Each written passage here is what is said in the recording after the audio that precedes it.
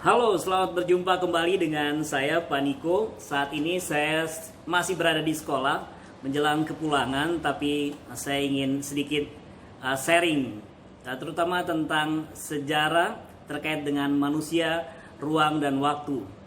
Kalau kita bicara tentang manusia, ini adalah pembeda. Jadi sejarah harus ada unsur manusianya di situ.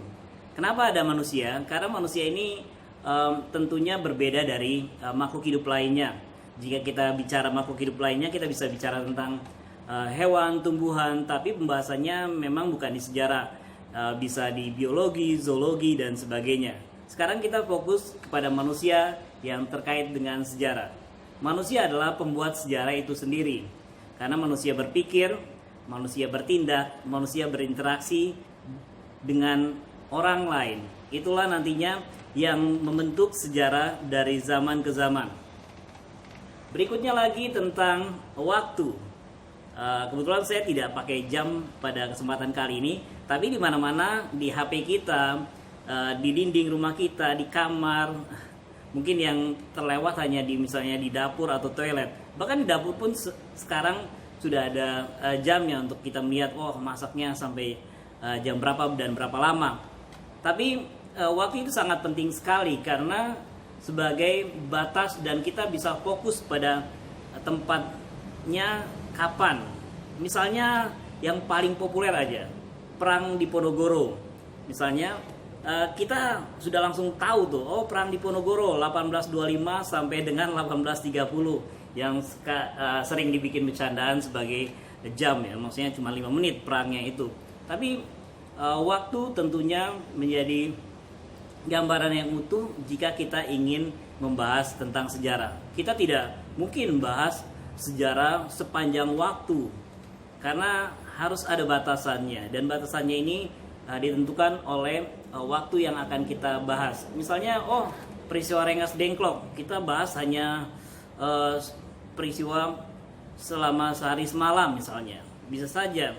Atau peristiwa proklamasi kita hanya bahas peristiwa yang kurang lebih berlangsung tidak terlalu lama, hanya kurang dari 1 jam pembacaannya misalnya.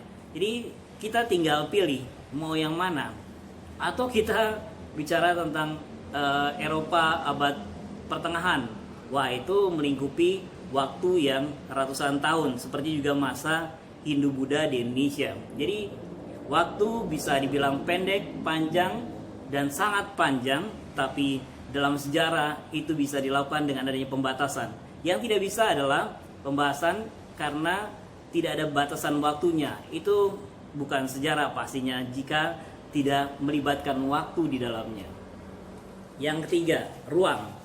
Saat ini ya saya bilang tadi, saya sedang berada di tangga. Terusnya kadang-kadang seringkali saya berada di kelas. Kelas itu dalam suatu sekolah. Sekolah itu dalam suatu kawasan. Misalnya di daerah Gambir dan sekitarnya. Gambir itu adalah kecamatan dari suatu kota madya Jakarta Pusat. Dan Jakarta Pusat adalah bagian dari suatu provinsi, DKI Jakarta. DKI Jakarta adalah bagian dari Pulau Jawa. Pulau Jawa adalah bagian dari negara Indonesia. Negara Indonesia adalah bagian dari Asia Tenggara. Asia Tenggara adalah bagian dari Asia. Terusnya juga kita lanjut lagi, Asia adalah bagian dari dunia ini secara keseluruhan misalnya.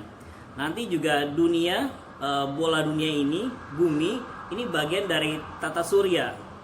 Terusnya tata surya adalah bagian dari galaksi. Itulah ruang. Jadi ruang kita bisa memilih untuk menjadi pembatasan-pembatasan juga, seperti juga waktu dalam sejarah. Tempatnya di mana? Oh, peristiwa yang akan kita bahas berlangsung di Jakarta. Oh, peristiwa yang kita akan bahas berlangsung di Makassar. Oh, peristiwa yang akan kita bahas berlangsung di Aceh. Oh, bisa saja peristiwa yang kita bahas berlangsung di New York, atau di Kenya, atau di tempat-tempat lain yang jauh. Tapi peristiwa itu pasti berlaku di suatu tempat. Tidak bisa peristiwa tidak ada di suatu tempat. Pasti itu dalam sejarah.